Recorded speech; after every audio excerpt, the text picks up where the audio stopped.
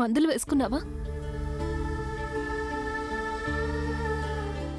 ఈరోజు చాలా ఒంటరిగా ఫీల్ అవుతున్నానమ్మా. బుల్బుల్ గుర్తొస్తోంది. నాకు అనిపిస్తోంది మనం అందరం, నువ్వు, నానమ్మ, బుల్బుల్, మనం అందరం కూర్చుని టీ తాగుతూ మాట్లాడుకోవాలనుంది.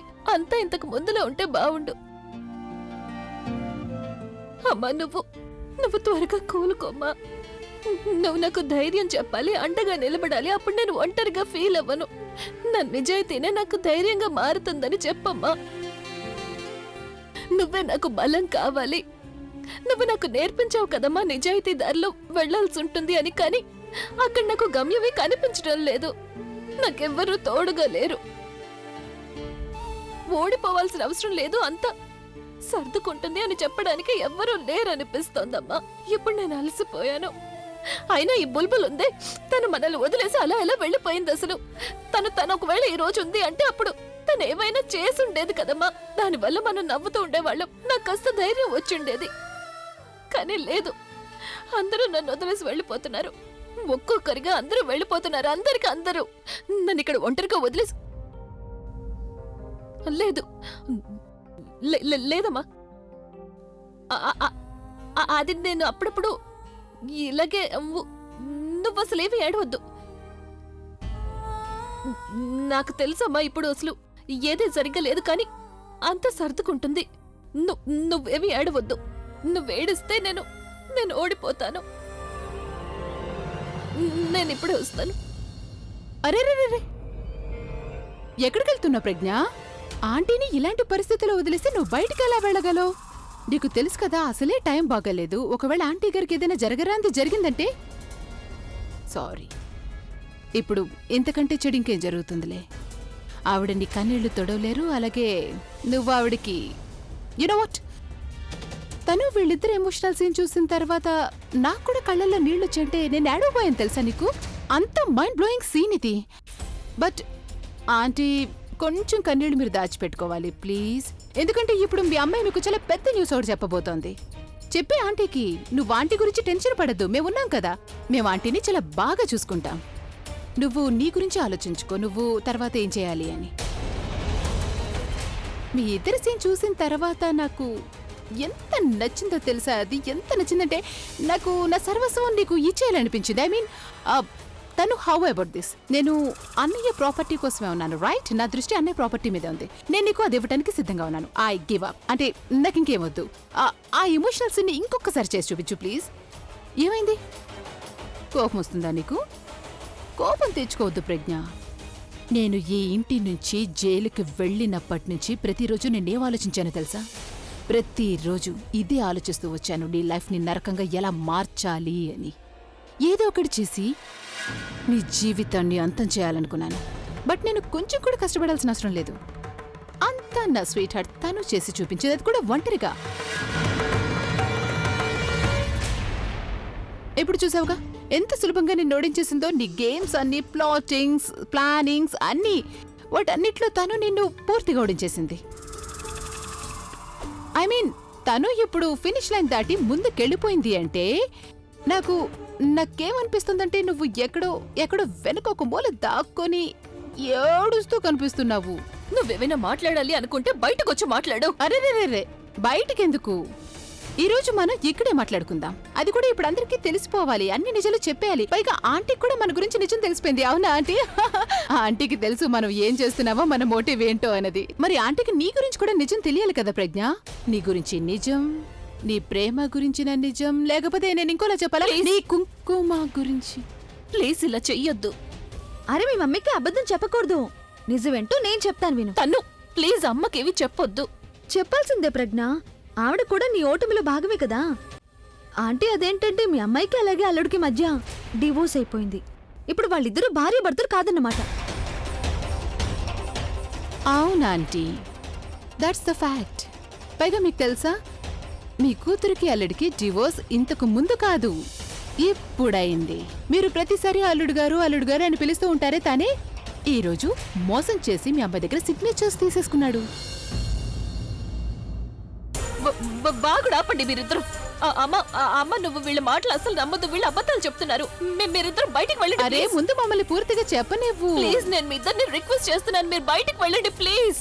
నేను కూడా రిక్వెస్ట్ చేస్తున్నాను, ప్లీజ్ ఆంటీ గారికి నిజం చెప్పనివ్వు. ఆంటీ, నేను మీకు నిజమే చెప్తున్నాను, ప్రజ్ఞకి అభికి డివోర్స్ అయిపోయింది ఆంటీ. ఇక కొద్ది రోజులే మీ ఇద్దరు ఇంట్లో ఉంటారు. ప్రజ్ఞ తన ప్యాకింగ్ మొదలు పెట్టడం మంచిదనిపిస్తుంది aunty. Aunty, you don't worry, నేను ఆలియా కలిసి మీ ప్యాకింగ్ చేసేస్తాం. ఏమంటావు ఆలియా? తను నువ్విలా ఎలా అనగలవు? ఒకవేళ ప్రజ్ఞకి నీ మీద కోపం వచ్చిందంటే తన కోపంలో నువ్వు ప్యాకింగ్ చేసుకునేలా చేస్తుందేమో. లేదాలియా, నాకలా అనిపించడం లేదు. యూనో తన రూపాన్ని మార్చుకుని తిరిగొచ్చిన తర్వాత ఈ రోజు మొదటిసారి తన నా మాటకి అసలు జవాబే ఇవ్వలేదు. చూసావా ఎలా రాయిలా నిలబడిందో? తను రాయిలాగా ఏమీ నిలబడలేదు. నాకేమనిపిస్తుందో తెలుసా? రాయిలాగా తన మనసు ముక్కలైపోయిందేమో అనిపిస్తోంది. ఇంతకీ ఆలియా, మనం తన ప్యాకింగ్ ఎలా చేయాలి చెప్పు? ఐ మీన్, ఇప్పుడు ఏం జరిగినా తన ఇంటికి యజమానురాలు కదా. అయితే అవనివ్వు, పెద్ద తేడా ఉంది. ఇలా చూడుతాను, లైఫ్లో మనకి ఎంత డబ్బు ఉన్నా సరే మనం ఆ డబ్బుతో వస్తువులు మాత్రమే కొనుక్కోవచ్చు. డబ్బుతో ఎవరైనా తన ఒంటరితనాన్ని దూరం చేసుకోలేరు కదా. యూనో తను ఇక్కడికి డబ్బు కోసం రాలేదు, తన భర్తని తిరిగి పొందడానికి వచ్చింది. ఇక ఇప్పుడు పాపం తన భర్త తను కూడా ప్రజ్ఞకు దూరం అయిపోయాడు. సో ఐ థింక్ తనకి డబ్బంటే ఇంకా ద్వేషం పెరిగిపోయి ఉంటుంది కదా. తనకి ఈ ఇంటి మీద కూడా ద్వేషం కలుగుతుందా? ఎందుకంటే సుమంగళిగా ఈ ఇంటికి వచ్చింది, కానీ తను ఇంటి నుంచి సుమంగళిగా వెళ్ళటం లేదు కదా. అంటే అయ్యో, నువ్వా పాత సామెత వినలేదా? ఇలా చూడమ్మా, నీకు పెళ్ళైపోయింది, ఇప్పుడు నీ పల్లకి బయలుదేరుతుంది. ఇక్కడి నుంచి నువ్వు సుమంగళిగా వెళ్ళావంటే తిరిగి నీ శవం కూడా సుమంగళిగానే రావాలి అంటుంది కదా. ఈ స్టూపిడ్ గా ఉండి మిడిల్ క్లాస్ సామెత ఉంది చూడు, అదే కదా ఇది. స్టూపిడ్ మిడిల్ క్లాస్ అమ్మాయి. తను వచ్చింది మిడిల్ క్లాస్ నుంచి కాదు, తను థర్డ్ క్లాస్ నుంచి. ఈ ప్రపంచంలో 2 రకాల మనుషులుంటారు, యునో 2. ఒకటి, వాళ్ళు డబ్బులు, ప్రాపర్టీ, యునో లగ్జరీ, ఇలాంటి వాటన్నిటిని కూడా లైఫ్లో ఎంజాయ్ చేస్తారు, నాలాగా తనులాగా, రైట్? ఇంకొకళ్ళు నీలాంటి వాళ్ళు, యునో సెకండ్ టైప్. వాళ్ళు ఇలాంటి స్టూపిడ్ ఎమోషనల్ డ్రామాలను బిలీవ్ చేస్తూ ఉంటారు. అలాగే మీకు ఒక స్టూపిడ్ మ్యారేజ్ హాల్ ఉంది కదా, దాని పేరేదో ఉంది, కుంకుమ భాగ్య. ఆహా, కుంకుమ భాగ్య. ఇప్పుడు తనకి కుంకుమ లేదు, పైగా తన భాగ్యం కూడా చాలా దారుణంగా ఉంది.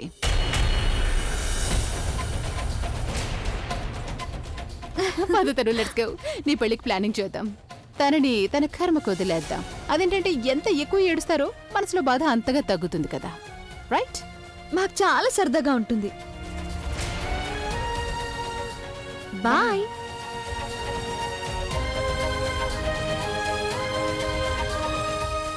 Bye aunty.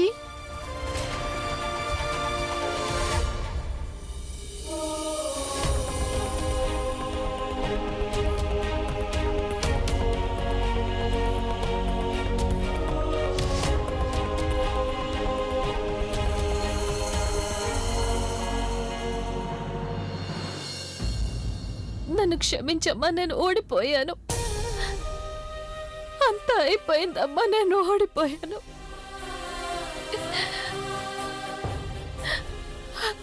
ఓడిపోయాను.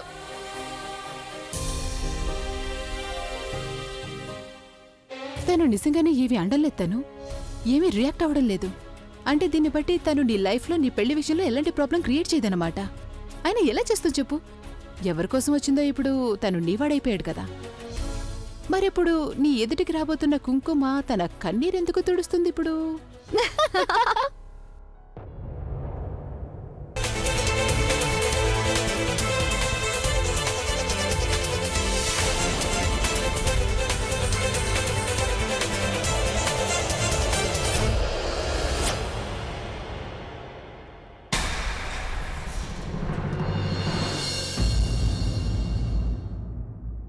ఏంటభి, ఎంత పనిచేసావు నువ్వు? నీకెంత ధైర్యం ఉంటే ప్రజ్ఞకి డైవోర్స్ ఇస్తావు? చీకట్లో ఉంచి నువ్వు ఒక అమ్మాయిని మోసం చేశావు. ఎవరి దగ్గర నేర్చుకున్నావు నువ్వు ఇవన్నీ చేయడం? నీ పని సాధించుకోవడం కోసం నువ్వు ఒక అమ్మాయికి చివరికి మందు కూడా తాగిచ్చావా? నువ్విలా చేస్తావని నేను ఊహించలేదభి. నీ చేతులు ఎందుకు వణకలేదు? ఆ టైంలో నువ్వెందుకు భయపడలేదు? ఇప్పుడు నా ముందుకి రావడానికి నీ కాళ్ళెందుకు వణకలేదు? నువ్వు చాలా సరిగ్గా చెప్పావు అభి, చాలా సరిగ్గానే చెప్పావు. నువ్వు తనని కాదు, కనీసం నీ మొహాన్ని నువ్వు అద్దంలో చూసుకునే అర్హతను కూడా కోల్పోయావు. కానీ నానమ్మ, ప్రజ్ఞ నా విషయంలో చేసింది తప్పు కాదంటావా? ఖచ్చితంగా తప్పే. మోసం చేసి తను నీ డబ్బు మొత్తం తీసేసుకుంది, నీ ఇంటిని కబ్జా చేసింది. కానీ తను ఇంటి నుంచి ఏ ఒక్కరిని కూడా గెంటెయ్యలేదు. తన్ను ప్రెగ్నెంట్గా ఉంది కదా, తను ఇంట్లో ఉండడానికి అనుమతి ఇచ్చింది. నేను పెద్దదాన్ని, నా వయసుకి గౌరవం మర్యాద ఇచ్చి నన్ను ఇంట్లో ఉండనిచ్చింది, నన్ను గెంటెయ్యలేదు. అందరికీ తన శత్రుత్వం కనిపిస్తోంది. ఇక నిన్ను తను నీ శత్రువుల నుండి కాపాడింది, అది కనిపించలేదు. అన్నిటికన్నా ముందు తను రాజు నిజస్వరూపం బయట పెట్టింది. ఆ తర్వాత అందరి ముందు ఆలియా నిజాన్ని కూడా బయట పెట్టేసింది. నీకోసం తను తన సొంత చెల్లెల్ని కూడా కోల్పోయింది. ఇంకా ఇప్పటికీ తను నీ దృష్టిలో చెడ్డదైతే నువ్వు నా దృష్టిలో ఎప్పటికీ మంచివాడివి కాలేవు. నా దృష్టిలో నువ్వెంతగా దిగజారిపోయావంటే ఎప్పటికీ పైకి లేవనే లేవు. అరే, ఎవరైతే నేను నేర్పిన సంస్కారాలను గౌరవించలేదో వాడు మరొకరి మానవత్వానికి ఏం గౌరవం ఇస్తాడు? నానమ్మ, నేను అదీ కాకుండా నీకు తనకి రుణపడి ఉండే అర్హత కూడా లేనే లేదసలు. పెళ్లి చేసుకుని వచ్చింది తను నీతో పాటు. ఎంతో బలమైన బంధం ఉంది కదా నీకు తనకి. నువ్వు తన విషయంలో ఏమీ చేయలేదు, కానీ తను మాత్రం నీకు ఎప్పుడు మంచే కదా చేసింది. డబ్బుదే ఉంది, వస్తూ పోతూ ఉంటుంది. కానీ నువ్వు తనకి తన చెల్లెల్ని తీసుకొచ్చి ఇవ్వగలవా? అరే, 7 ప్రమాణాల కంటే ఎక్కువగా తను నీ పట్ల బాధ్యతగా నిర్వర్తించింది. తను త్యాగాలు చేసింది నీ కోసం. 1 కాదు, 2 కాదు, ఎన్నో త్యాగాలు చేసింది. తను నీ కోసం చావడానికి సిద్ధపడింది, ఎప్పటికీ అలాగే ఉంటుంది. కానీ నువ్వు తనని ఇప్పుడు బతికుండగానే చంపేశావపి. ఇప్పుడు తన జీవితంలో ఇంకేం మిగులుంది? ఇప్పుడు తనకి ఎలాంటి ఆశ మిగలేదు. తను ఎవరి కోసం బతకాలి ఇప్పుడు? ఇంకా నీలో ఏమాత్రం మానవత్వం అనేది మిగులుంటే ఈ క్షణమే నువ్వు వెళ్ళి తనని క్షమాపణ అడుగు. తనకి చెప్పు, నా వల్ల తప్పు జరిగిపోయిందని. ఇప్పుడు నువ్వు తలెత్తుకుని తిరుగుతున్నావు కదా, రాక్ స్టార్వి కదా నువ్వు. ఇదే తలని నువ్వు ఒకవేళ నువ్వు తన ముందు దించుకుని క్షమాపణ అడగలేదంటే అప్పుడు నా క్షమాపణ కూడా నీకు ఎప్పటికీ దొరకదు. నువ్వు మర్చిపో అభి, నీకు ఒక నాన్నమ్మ ఉన్న సంగతి. ప్రజ్ఞతో పాటుగా నాతో కూడా నీకున్న బంధం తెగిపోయింది.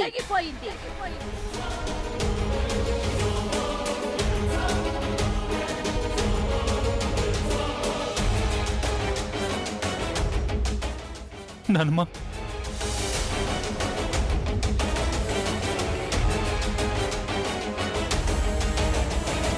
రెక్కలొచ్చిన ప్రేమ నింగికి ఎగిరిందా, చుక్కలంటిన ఆశ నేలకు ఒరిగిందా. ఒక ప్రేమను కాదందమ్మా, ఇప్పుడింకో ప్రేమ. ఇక ఇంటికి రానందమ్మా, ఎదరాజీనామా. కురిసే కన్నీరే వరదయ్యే వేళ.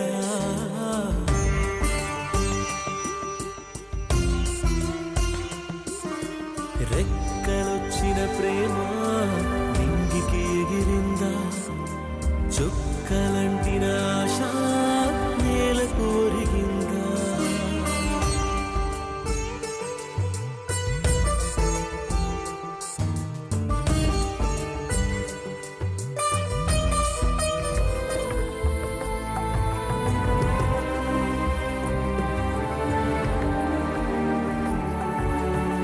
రేపటికే సాగే పయనం, నిన్నటినే చూడని నయనం. గమ్యాలే మారే గమనం, ఆగదు ఏ మాత్రం.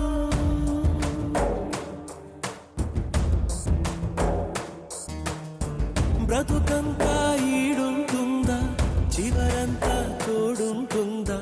నది దాటని నావల కోసం ఎందుకు నీ ఆత్రం. ఆకాశం ఎల్లవుతుందా రెక్కలు వచ్చాక. తానై మిగిలాక కలలే నిజమౌనా కలవరమేమైనా ఇక నన్ను ఎవ్వరూ కళ్ళు చూడు అని పిలవరు, ఎవరు ఫుంకి అని అనరు, మొగాంబో అని కూడా పిలవరు. నేను ప్రజ్ఞ అని ఇక అలాగే ఉంటాను. ఒంటరిగా అసంపూర్ణంగా ఉండిపోతాను. నా కుంకుమ నా తలరాతని మార్చలేకపోయింది. ఒరిగిందా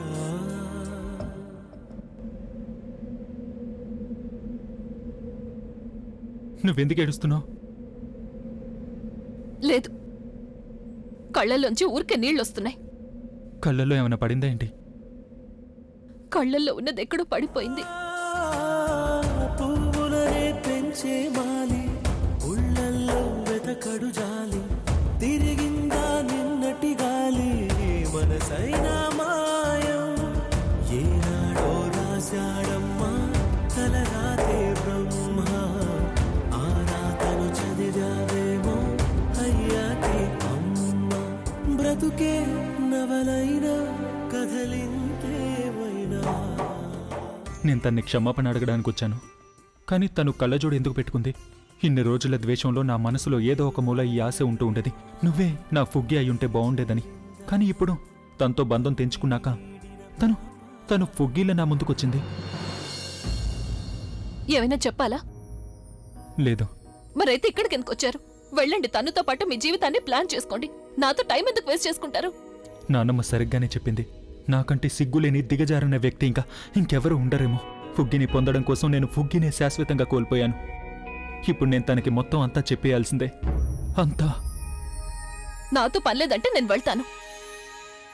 నేను నీతో కొంచెం మాట్లాడాలి. ఇప్పుడు మాట్లాడడానికి ఇంకా ఏం మిగిలింది? మాట్లాడడానికి ఏమీ మిగల్లేదన్నప్పుడు కేవలం ఒకటే మాట మిగిలుంటుంది. అది చెప్పడానికి వచ్చాను.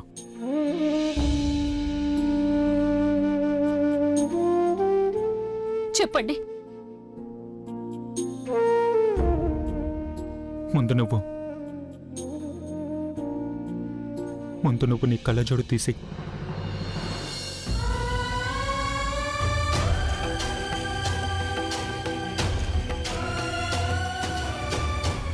ఎందుకు? నీ ఆ కళ్ళజోడుతో మనిద్దరి జ్ఞాపకాలు ముడిపడి ఉన్నాయి. నీ కళ్ళజోడులో చూశానంటే అప్పుడు నన్ను నేనే మర్చిపోతాను, ఏవీ మాట్లాడలేకపోతాను.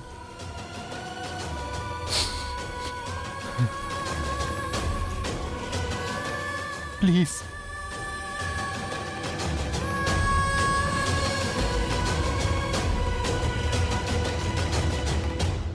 I'm sorry. నేను నీ విషయంలో చాలా తప్పు చేశాను. ప్లీజ్ నన్ను క్షమించు. వద్దు ప్లీజ్. వెనక్కి మాత్రం తిరగొద్దు నువ్వు. ప్లీజ్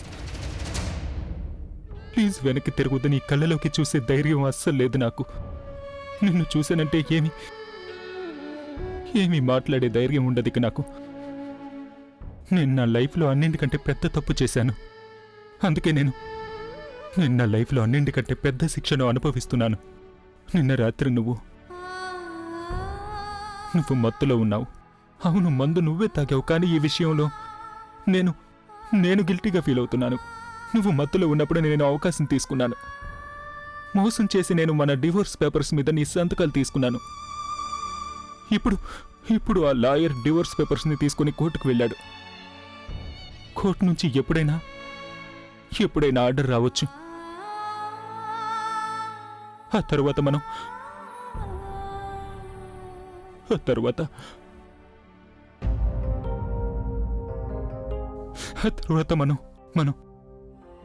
విడిపోతాం ప్రజ్ఞ.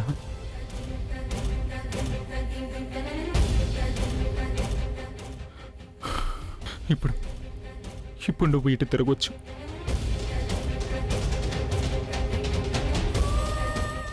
ఇప్పుడు నువ్వు నాకు ఏ శిక్ష వేయాలనుకున్నా వేయొచ్చు. నీకు పూర్తిగా హక్కుంది. నాకు ఎలాంటి శిక్ష అయినా వేయొచ్చు. నీకు కావాలంటే నువ్వు నన్ను చంపదెబ్బ కూడా కొట్టొచ్చు. ఎందుకంటే నేను నేరం చేశాను. నువ్వు మత్తులో ఉన్నప్పుడు నేను అవకాశం తీసుకున్నాను. నేను నిన్ను మోసం చేశాను ప్రజ్ఞ. నేను అలా చేసి మీరే తప్పు చేయలేదు. మీరు మీరు చాలా సరైన నిర్ణయం తీసుకున్నారు.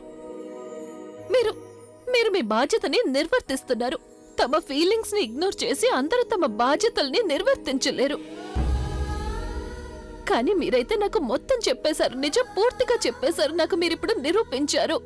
మీరెప్పుడు నిజానికే తోడుగా ఉంటారు. అలాగే ఒకవేళ నిజానికి తోడుగా ఉండడానికి మీరు నన్ను వదిలేయాల్సి వచ్చినా సరే నాకు ఏమాత్రం బాధగా ఉండదు. ఈరోజు మీరు నిజాన్ని గెలిపించారు. అలాగే ఇది చూసి నేనెంత సంతోషంగా ఉన్నాను. అది